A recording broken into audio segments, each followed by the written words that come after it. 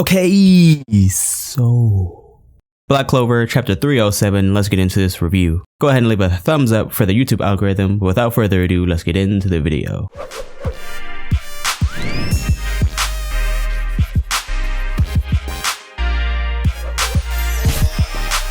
Now, this chapter starts off quick. In the first panel, Dante's already asking for a devil's heart. He isn't playing either. He offers his entire body just to have that exchange. Dude straight up sold his soul for the power. Like, that's crazy. But his offer actually goes through as he's given the devil's heart and he gets a power up. And it's crazy. I thought he looked menacing with 100% of the devil's power. But I'm not gonna lie, this new form blows that one out of the water. It's crazy how they managed to make him look even more menacing. I gotta say, this concept is also interesting in the fact that he's able to make offers with his devil even after he's been given some power from him. That makes me wonder though, would Asta still be able to make deals? He could actually probably even get these offers for free considering he has a good relationship with Leibe. I can just imagine he's like, hey Leibe, you might slide me one of those devil's hearts, you know, I could get it for the free, right? Be cool.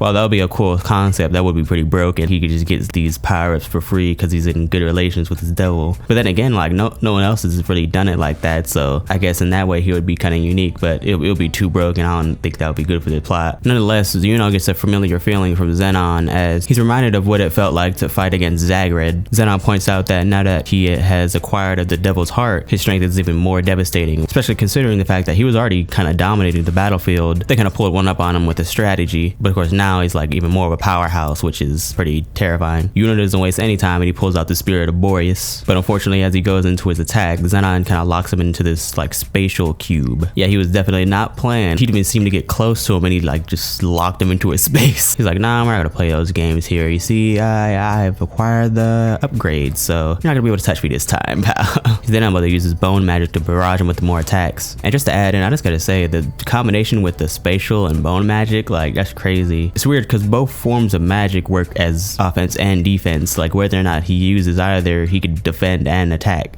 That's crazy broken. But of course, in this instance, he used spatial magic to defend himself and then bone magic to use an offense. Man, it's crazy to think that at one point Spirit of Boreas was overpowering Zenon, but now he's flipped the script. It's crazy. As he's attacking Yuno, he points out that he would have been able to defeat him if he would have sacrificed Langris. Similar to what Zenon did in the past, of course, he sacrificed his comrade in order to take out a devil, but of course Yuno isn't similar to him in the fact that he's not gonna sacrifice his comrades. And it's crazy to see that that barrage of attacks actually took Yuno out of commission. His spirit dive mode deactivated and everything. Now all who's left standing is Langris. Now what's weird here is he tries to take out Langris, he tries to put him out of his misery, but his attackers doesn't seem to be going through. We then find out that Finral came in to back him up. Now considering the fact that those attacks didn't go through, I'm wondering if Finral had learned Mana Zone as well. He doesn't point that out here, but maybe we'll find out in the future. Langris asks Finral why he came to aid him. Finral points out that he has a personal core with him due to the fact that he abducted Yami and got them into there in the first place, so he's there to get payback. Zenon then prepares to attack both of them while they're standing still, although Finral manages to save the both of them by using his spatial magic to teleport them both, because obviously while Langris and Finral both have spatial magic, they use it in different ways. Langris is definitely more offensive with his spatial magic, whereas Finral uses his more as utility or defense, although there are some instances where Finral can use his special magic for offense, as he's done with Asta and Yami at some points. It also seems he might also do this in this instance where he's gonna use his teleportation to allow Finral to get some attacks in, but unfortunately the chapter ends here, so that'll be left up to our imagination. I gotta say though, it is pretty cool to see them working together here as like a duo. Considering how strong the other Black Bulls have gotten, I am definitely interested to see what Finral is now capable of. Not only that, but to see how him and Langris cooperate together, that's definitely something that's gonna be interesting to see. One thing that is tricky in this situation though is that considering they both use spatial magic, Zenon also uses spatial magic as well, so there's kind of gonna be a conflict there as Zenon is still using his mana domination. Not only that, but he's gotten stronger after acquiring a devil's heart, so it's gonna be tricky how they're gonna be able to maneuver around that. Alright, well it seems like Langris and Finral has become the dynamic duo. Something I have noticed in these recent chapters is that with how many numbers they have on their side, people have been coming in to defeat these bigger opponents. You know, like with Knocked against Lilith and Nama, Asta came in to help him. With Dante, Magnite came in to defeat him. Noelle came in to help Noelle defeat Magicula. Now we have Finral coming in to help defeat Zenon. I am a little bit open-minded to see what happens, considering the fact that whenever these third parties that came in to help, they had displayed tremendous power-ups in order to defeat the opponent. So in this instance, I wouldn't be surprised to find out that Finral had unlocked some sort of new ability. That being said though, I am wondering wondering if in upcoming chapters a character might be killed off. There has been a lot of discussion lately as opposed to if characters are supposed to be killed off or not, especially after the whole Gaja and Real situation. People are expecting the good side to be losing some numbers considering the fact that they're up against like very powerful opponents, but fortunately that's not happening. It's worth considering the fact that in pretty much every flashback somebody has died, but in current events of the plot, nobody seems to be getting taken out. I'm wondering if that's something that Tabata is playing out on purpose, but I'm wondering if that's something that's going to be coming around full circle, so we're gonna have to see. I've kind of been catching on to that after noticing that nobody during the Spade Kingdom invasion has been dying, although it seems that in every flashback somebody's dying. I've been noticing that connection, but I'm not sure if that's on purpose or if that's kind of just some weird coincidence. Nonetheless, if you made it this far, I appreciate you sticking around. Go ahead and leave a like on the video for the YouTube algorithm. I greatly appreciate that. Consider subscribing if you enjoy my content. Hit that notification bell as well. I'll see you in the next one. Thank you for watching.